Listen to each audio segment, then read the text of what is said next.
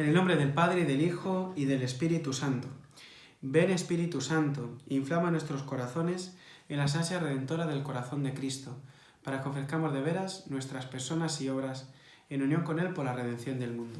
Señor mío y Dios mío Jesucristo, por el corazón inmaculado de María me consagro a tu corazón, y me ofrezco contigo al Padre en tu santo sacrificio del altar, con mi oración y mi trabajo, sufrimientos y alegrías de hoy, en reparación de nuestros pecados y para que venga a nosotros tu reino. Te pido en especial por el Papa y sus intenciones, por nuestro obispo y sus intenciones, por nuestro párroco y sus intenciones, por nuestro seminario y sus necesidades. Oh Señora mía, oh Madre mía, yo me ofrezco enteramente a vos, y en prueba infinidad de afectos consagro en este día mis ojos, mis oídos, mi lengua, mi corazón. En una palabra todo mi ser, ya que soy todo vuestro, Madre de bondad, guardadme y defendedme como cosa y posesión vuestra. Amén. Pues tras haber celebrado ayer el Domingo de la Alegría, el Domingo Gaudete, con ese color litúrgico tan peculiar que es el rosa, hoy pasamos ya a celebrar a Santa Lucía. Así que en este día, en esta mañana, felicidades a todas las que lleváis este nombre tan precioso. Y vamos a escuchar ahora el Evangelio según San Mateo, donde vamos a seguir profundizando en la misión, el ministerio de Juan Bautista. Tras haber expulsado Jesús a los vendedores del templo, haber dado un discurso, vamos a escuchar ahora una pregunta que le hacen los judíos, los principales del pueblo, sobre su autoridad, de dónde viene. Escuchamos. Del Evangelio según San Mateo. Llegó al templo, y mientras enseñaba, se le acercaron los sumos sacerdotes y los ancianos del pueblo, que le preguntaron: ¿con qué autoridad haces esto? ¿Quién te ha dado tal autoridad? Jesús les respondió: También yo os voy a preguntar una cosa. Si me contestáis a ella, yo os diré a mi vez con qué autoridad hago esto. ¿De dónde provenía el bautismo de Juan? ¿Del cielo o de los hombres? Ellos discurrían entre sí. Si decimos que es del cielo, nos dirá: entonces, ¿por qué no le creísteis? Pero si decimos que es de los hombres, tenemos miedo a la gente, pues todos tienen a Juan por profeta. Así que respondieron a Jesús: no sabemos. Él replicó entonces: pues tampoco yo os digo con qué autoridad hago esto.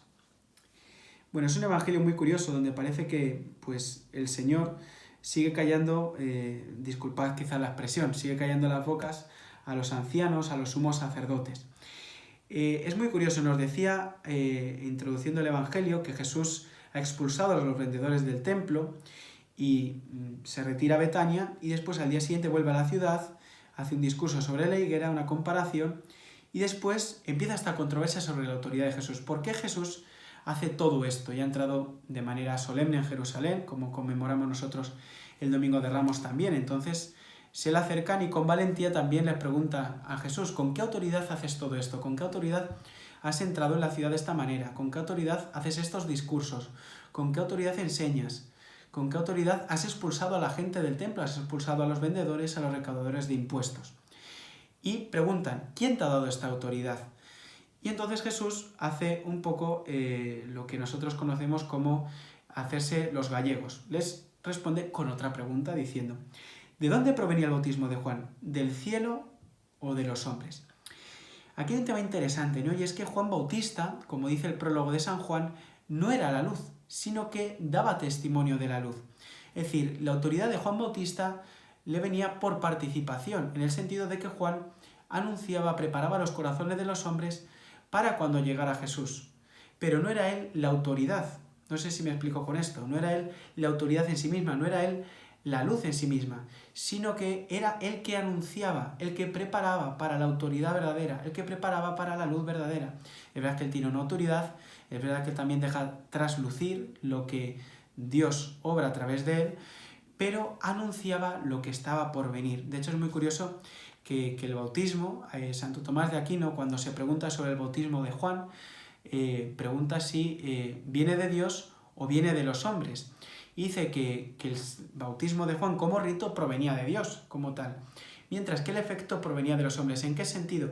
En el sentido de que el bautismo de Juan no confería la gracia como nuestro bautismo actual, pero sí que era un rito que preparaba los corazones para la llegada del Mesías, como escuchábamos el otro día: preparad el camino del Señor, enderezad sus sendas.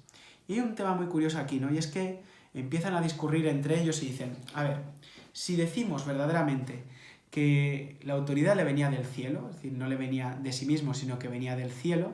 Entonces nos va a decir Jesús, ¿por qué no habéis creído entonces a Juan Bautista? Sin embargo, si nosotros decimos ahora que venía de los hombres, nos va a decir la gente que no, la gente se nos va a echar encima, porque la gente sí que tenía a Juan por profeta, y esto es muy interesante. Sabéis que el profeta tenía en realidad como 3 cualidades. Nosotros cuando escuchamos la palabra profeta, enseguida pensamos, el profeta es alguien que habla de un futuro. Y a veces como que utilizamos esta palabra en demasía, somos profetas porque anunciamos algo futuro. El profeta en realidad era el que mantenía el pasado, hablaba en el presente y miraba hacia el futuro. ¿En qué sentido? En que mantenía viva la promesa que Dios había hecho. Por eso Juan Bautista es el último de los profetas, porque mantenía viva la llama de la promesa que Dios había hecho, de que Dios iba a hacer Emmanuel, lo que ayer hablábamos.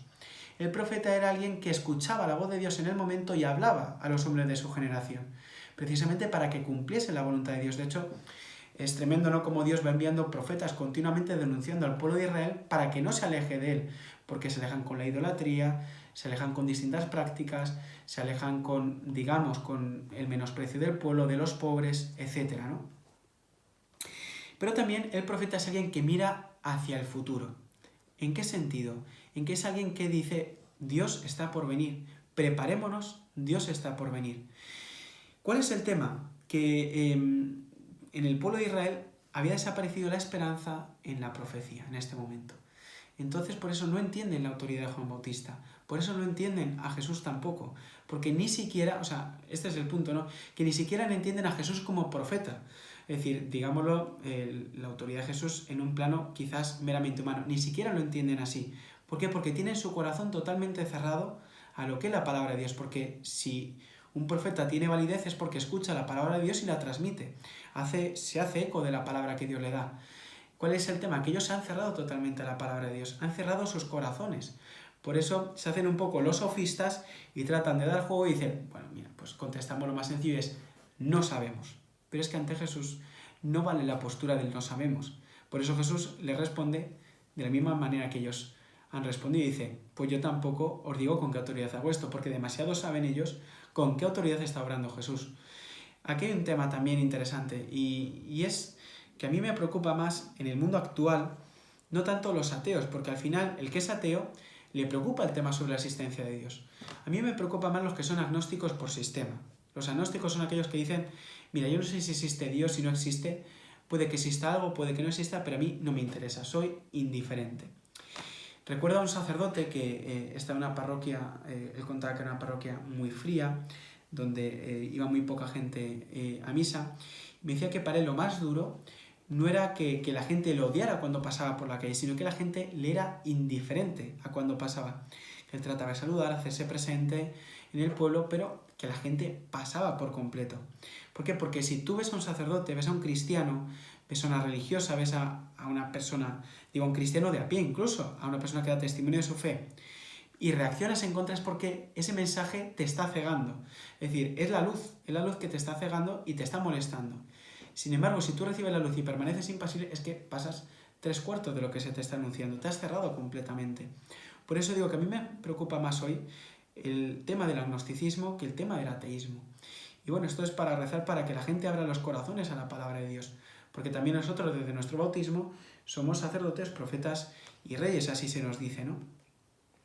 Pues bueno, simplemente que abramos también, que no caigamos nosotros en este peligro, que no pensemos que esto les pasa a los que están fuera de la iglesia, a los que son ateos, a los que son agnósticos, sino que también esto nos puede pasar en este Adviento, que continuamente Dios está sembrando con su palabra y después nosotros podemos estar a lo nuestro. Y hoy Jesús nos pregunta a nosotros también, ¿con qué autoridad estoy haciendo esto? Y bueno, pues respondamos con sinceridad si pensamos que lo que Dios nos está diciendo al corazón viene de lo alto o viene simplemente de los hombres. Pues nada más, que paséis un feliz día y bueno, como ya lo he dicho al principio, que felicidades a las Lucías. Gloria al Padre y al Hijo y al Espíritu Santo, como era en el principio, ahora y siempre, por los siglos de los siglos. Amén. Sagrado Corazón de Jesús, en vos confío, dulce e inmaculado Corazón de María, sé nuestra salvación. San José, ruega por nosotros. Santa Lucía, ruega por nosotros. Ave María Purísima, sin pecado concebida.